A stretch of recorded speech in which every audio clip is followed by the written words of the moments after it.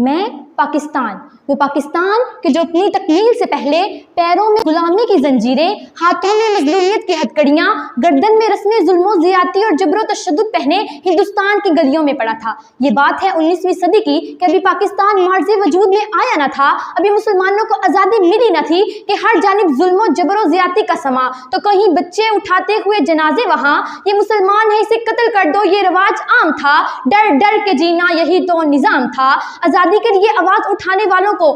جلا دیا گیا، ماؤں کی گودیں اجاڑ دی گئیں، بچوں کو یتیم کیا گیا، ارے ضعیف بوڑھوں نے اپنے کمزور کاندھوں پر اپنے بیٹوں کے لاشیں اٹھائے۔ صدر علی وقار کہ اب ایسے میں تاریخ تکتی ہے راہ اس ایسے شخص کا جو انصاف دلائے گا، ان ظالم جابر جھوٹے لوگوں سے ہم کو نجات دلائے گا۔ کہ ایسے میں چراغ امید بشر نے سمت مغرب دیکھا تو مشرق کا ایک ایسا سورج طلوع ہوا جو دین محمدی کا سپاہی بن کر نعرہ تکبیر بلند کر کے حق و صداقت کی شمشیر لیے ظلم کی زنجیروں کو کاٹنے آیا، پیغام آزادی دینے آیا۔ اور پھر دنیا نے دیکھا کہ جہد مسلسل کی داستان نگار وطن کی سلامتی کا عنوان بن گئی ہے اور دنیا میں اسلامی سلطنت پاکستان بن گئی۔ 27 رمضان المبارک کی رات امت محمدی کو قربان پاک کا تحفہ دینے والے خدا نے 27 رمضان المبارک کے دن امت مسلمان کو پاکستان عطا کر دیا کہ اب اقبال کے خواب کو پورا کیے ہوئے مسلمان کھڑے ہیں قربانیاں دیے ہوئے، اے قائد تو نے کر دکھایا کام وہ جس سے ذرہ ہے آفتاب کو حیران کیے ہوئے، ذرہ ہے آفتاب کو حیران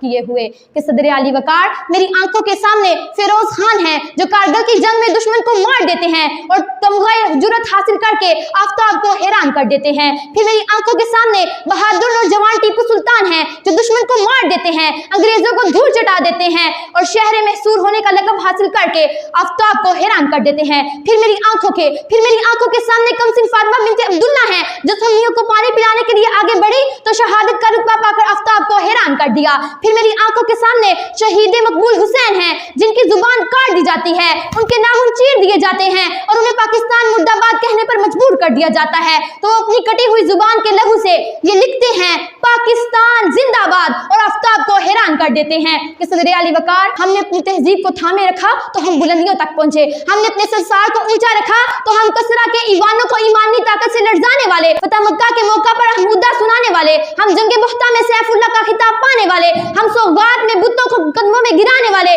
ہم ہیں آفتاب کو حیران کیے ہوئے۔ کہ صدر علی وقار پھر میری آنکھوں کے سامنے JDC کے ظفر عباس ہیں جو کرونا کے باوجود غریبوں میں راشن تقسیم کر کے آفتاب کو حیران کرتے ہیں۔ پھر میری آنکھوں کے سامنے عبدالستار ایلی ہیں جو دنیا کے نمبر 1 ایمبولینس سروس بنا کر آفتاب کو حیران کرتے ہیں۔ پھر میری آنکھوں کے سامنے محمد علی سٹپارہ ہیں جو کہ 8000 میٹر کی زائد کی بلندی پر جا کر سبز ہلاری پرچم لہرا کر یہ ثابت کرتے ہیں آفتاب کو حیران کر دیتے ہیں۔ صدر علی وقار جب یہ ذرے آفتاب کو حیران کرنے نکلے تو بدر کے میدان میں 313، کربلا کے میدان میں 72، پاک فضائیہ کے راشد منہاس ہو یا پاک فوج کے میجر سعد، پارا چنار کے اعتزاز حسن ہو یا پھر آرمی کی پبلک سکول کی ظاہرہ قاضی، ارے یہ وہ ذرے ہیں جو کہ وطن کے لیے جانیں قربان کرنے کے لیے ڈرتے نہیں، مر تو جاتے ہیں مگر دنیا کو یہ پیغام دیتے ہیں کہ ہر حال میں ہر دور میں تابندہ رہوں گا، میں زندہ و جاوید ہوں پائندہ رہوں گا، تاریخ میرے نام کی تعظیم کرے گی، میں تاریخ کے اوراق میں آئندہ رہوں گا۔ کہ ذرہ ہے آفتاب کو حیران کیے ہوئے۔ شکریہ۔